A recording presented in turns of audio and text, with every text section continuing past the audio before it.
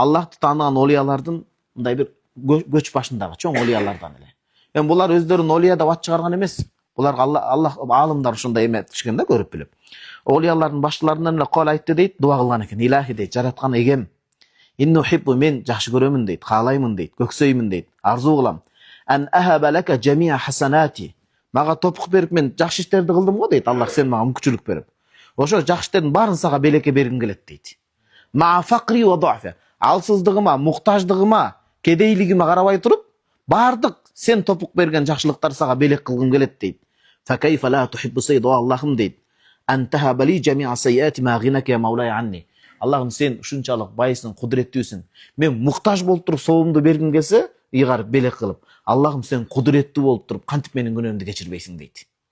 Бул Аллах Тааланын жарга такап дигинтип деген сөз эмес. Бул деген сөз Аллахым, мен пенде болуп туруп кантип берешендик сыпатты берип атсаң, сен баарыбыздын жаратуучубуз болуп туруп кантип берешен болбойсуң деген сөз, сен берешенсиң дегенди гана айткысы келип атат. Дуа кылып Аллага жалбарып атат да. Көрсө Аллах Таала менен сүйлөшүш керек экен да. Олиялар кантип олия болду десе, дуасында Аллах менен кадимкидей жандуу баарлашат экен. Муну 2018 бир ирет, Кудайым көп ирет ажыга барыш насип кылсын. Ажыга барганда Индия, Пакистандан келген, Бангладештен келген, Малайзиядан келген дүйнөнүн булмучу. Өзгөчө ушул өлкө. Малайзия, Индонезия, эми көзүм көрүп калган да, эми чалдыгып. Индия, Пакистан, Бангладештен келген туугандардын, мусулман туугандар. Ушунчалык Аллах менен жандуу сүйлөшүп дуа кылганын көрдүм да. Укмуш экен.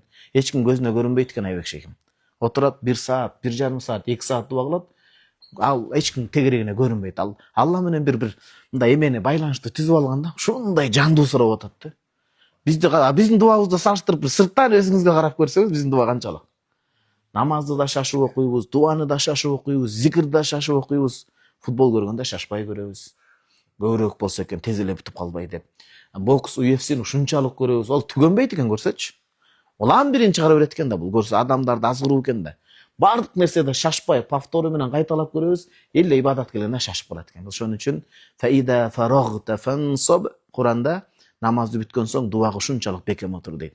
Булар ошо дуа кылып аткан абалы. Бул кишинин сөзүн талдап, туура эмес түшүнүп, эмнеге мынтип атат? Бул соовун белек кылгандай ким экен деп туура эмес түшүнүп албаңыз. Аллахка берилип кеткенде бул ушунчалык. Аллахым, мисалы караңыз, муну мындай түшүндүрөйүн. Айша энебиз радиаллаху анха айтат, күндөрдүн биринде мага эки мындай жесир аял экен дейт, күйөөсү өлүп калган, кебетесинен байкалды дейт. Эки ошо жетим кызын жетелеп келип калды дейт. Садака сурап.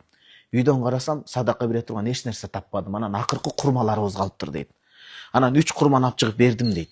Берсе балдар ушунчалык өздөрү ачка болуп калыптыр. Бир курманы кызымдын оозуна салды, дароо чайнап жутуп койду дейт.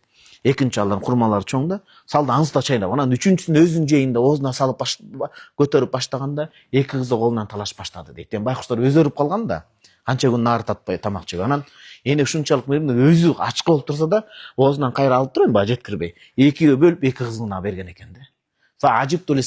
Дейт. Жанагы аялдын ушунчалык мээримдүү экендигине, өзүнүн кыздар үчүн унутуп койгон үчүн таң калсам, пайгамбарыбыз саллаллаху алейхи вассалам келип айтты дейт. Аллах Таала ошо кылган бир жакшылык үчүн анын күнөөсүн кечирип бейиштик кылды дейт. Эгер адам ушунчалык бирөөгө боор ачса, Аллах Таала канчалык мээримдүү зат. Анча Аллах кандай берешен зат. Болгону биз Аллахты жакшы тааный албай атабыз, сурай албай атабыз. Бул жерде айтты кечээки сабактарда. Аллахты тааныш үчүн илимди бир окуйсуз, анан артынан ибадат менен ошону көркөмдөйсүз деди да. Караңызчы.